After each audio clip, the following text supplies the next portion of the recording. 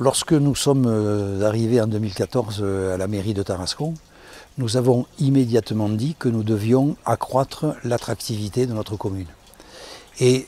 il me semble que justement le patrimoine n'était pas forcément mis en valeur. Et que donc nous avons mis en place un plan de financement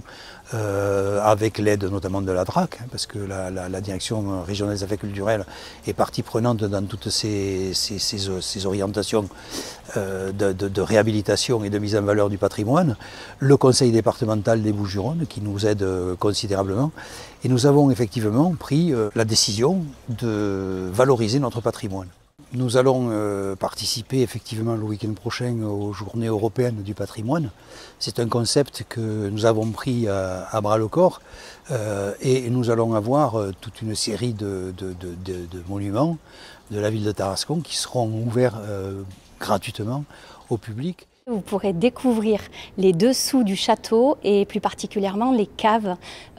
qui seront ouvertes pour l'occasion des Journées européennes du patrimoine pour découvrir tous les trésors que recèlent ces caves et notamment des gravures inédites. Vous pourrez découvrir ou redécouvrir la superbe collégiale Sainte-Marthe, l'église Saint-Jacques,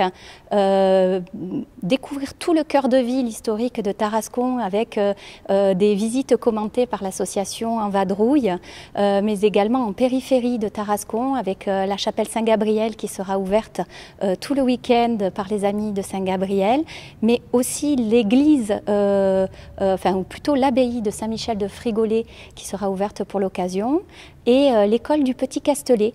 qui ouvre ses portes tous les ans à l'occasion des Journées européennes du patrimoine. Et ce patrimoine ça se met à côté de tout ce qu'on peut faire à côté. J'ai l'occasion de dire que nous faisons 50 millions d'investissements, mais ces investissements sur des établissements nouveaux, mais aussi anciens, notre théâtre, qui lui ne sera pas ouvert parce qu'encore en travaux, mais nous avons un théâtre à l'italienne sur lequel aujourd'hui nous faisons 3,5 millions de travaux, de manière à le réouvrir d'une manière assez solennelle le 17 décembre prochain. Mais donc nous avons mis en place une politique de réhabilitation et de valorisation de notre patrimoine qui aujourd'hui, 8 ans après, commence à porter ses fruits. Et de participer à ces journées européennes du patrimoine qui ont, comme le nom l'indique, une dimension européenne, ça permet de toucher des publics qui ne sont pas forcément que tarasconnais.